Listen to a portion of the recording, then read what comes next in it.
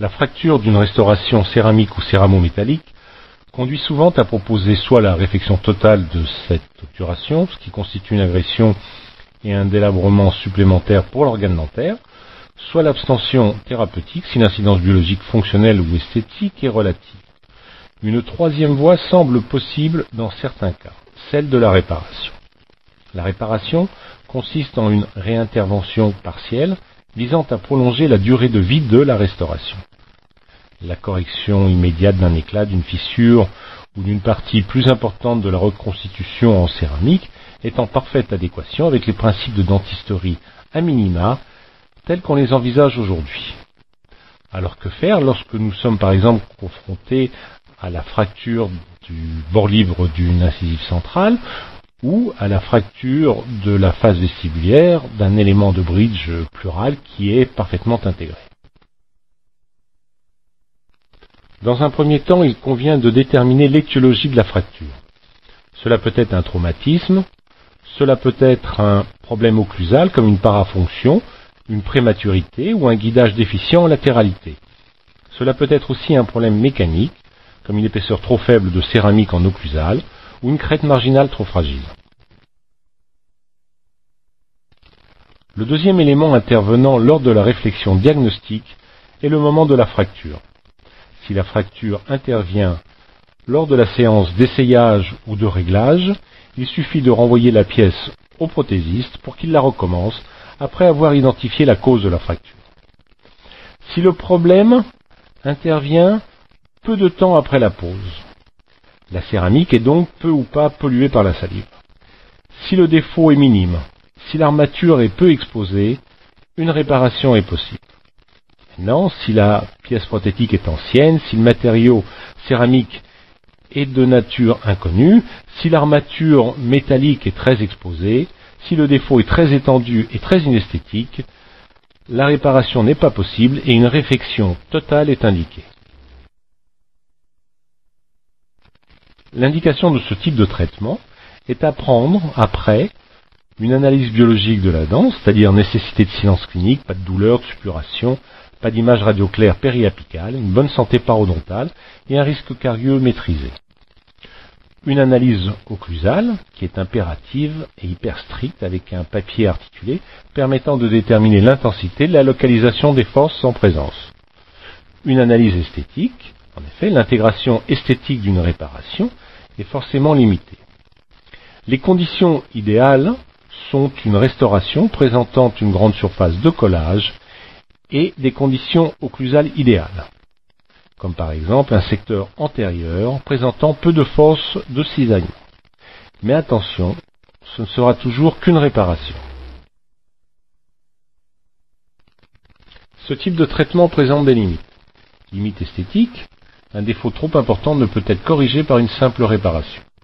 Limite mécanique, l'exemple caractéristique est celui de la réparation d'une crête marginale distale. Dans ce cas, l'indication de réparation a été posée.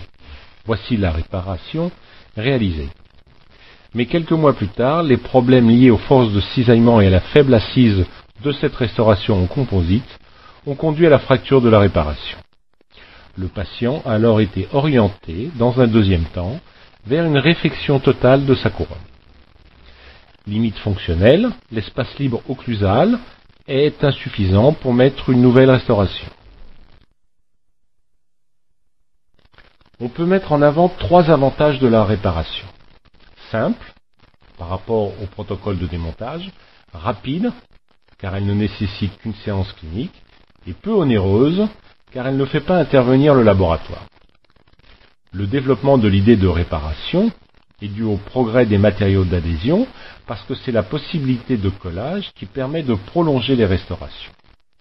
L'adhésion est l'assemblage de différentes surfaces entre elles, en ce qui nous concerne la dent, le métal, la céramique et le composite, car c'est le matériau de choix pour la réparation.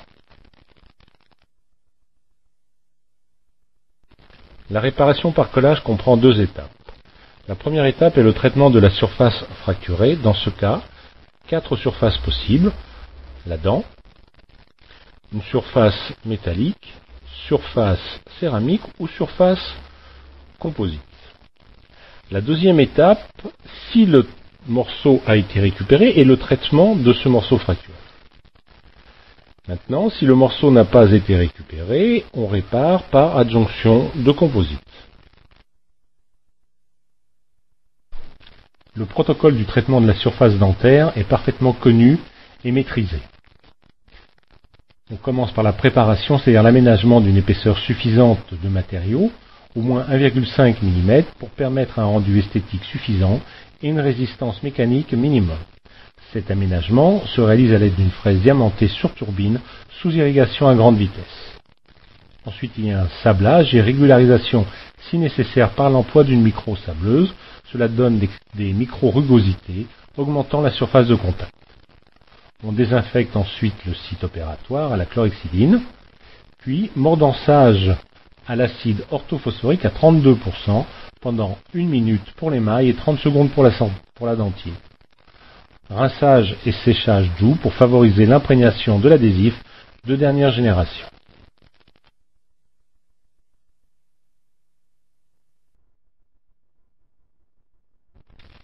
Quand la fracture concerne l'armature métallique, c'est un peu plus difficile à traiter. Nous commençons par la création de macro-rugosités de surface et sablage à l'alumine pour éliminer les impuretés et créer des micro-rétentions. Puis mordançage à l'acide. Et ensuite, soit l'application directe de colle résine, tel le Panavia ou le Superbond. Le choix entre ces colles doit être fait en fonction des conditions cliniques. Le Superbond, du fait de sa supériorité sur le plan de l'adhésion, mais de sa faible résistance à l'abrasion et de ses faibles qualités optiques, est préférentiellement employé pour les secteurs latéraux ou pour les fractures exposant une grande surface métallique ou céramique. Le Panavia 21, plus simple d'emploi, plus esthétique et possédant de meilleures valeurs d'adhérence sur la céramique, est utilisé dans les secteurs antérieurs ou lors de fractures ne concernant que peu le métal.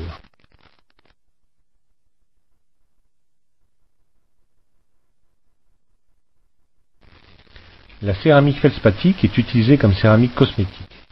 Elle recouvre l'infrastructure métallique dans le cas d'une CCM ou l'infrastructure céramique dans le cas d'une céramo-céramique. Elle est d'une épaisseur moyenne de 1 mm. Elle peut être de 1,2 mm en occlusal et 0,8 en vestibulaire. Elle présente comme caractéristique d'être attaquée par l'acide fluorhydrique à 5% et de présenter alors un relief anfractueux, créant des micro-rétentions pour l'agent de liaison et augmentant ainsi la surface de collage. L'emploi de cet acide particulièrement fort nécessite la protection du patient par un champ opératoire parfaitement étanche. Le protocole est assez simple. Aménagement d'une épaisseur minimum de 1,5 mm, amenant souvent à découvrir l'infrastructure, ou alors nettoyage de la zone fracturée par sablage à l'alumine. Application de l'acide fluorhydrique à 5% pendant 30 secondes, puis rinçage doux et séchage. Application d'un agent de liaison. Application d'un adhésif de dernière génération. Traitement de la céramique de type alumine. Cette céramique est de plus en plus utilisée dans les reconstitutions tout céramiques. Elle est utilisée comme infrastructure. Cette céramique possède des propriétés mécaniques très importantes, mais possède comme limite d'être non mordançable. Le traitement va donc changer.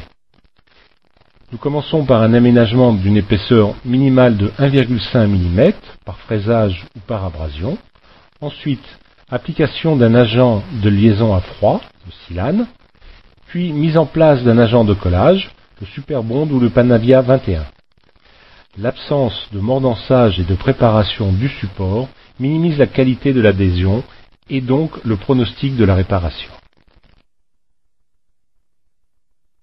Une fois la surface préparée, elle est donc prête à recevoir le matériau de restauration. Deux situations sont possibles.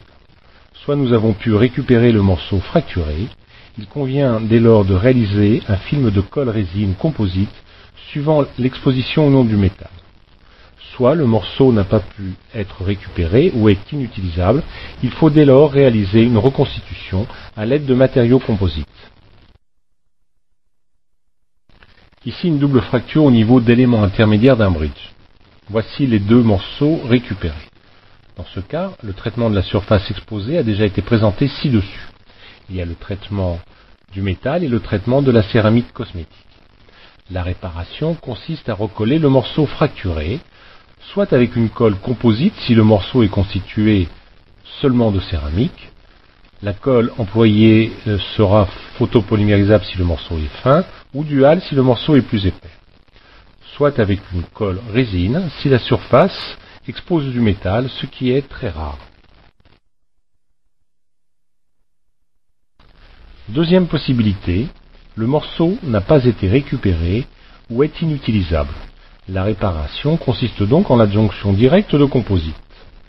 Création de macro-rugosité de surface et sablage à l'alumine pour éliminer les impuretés et créer des micro-rétentions.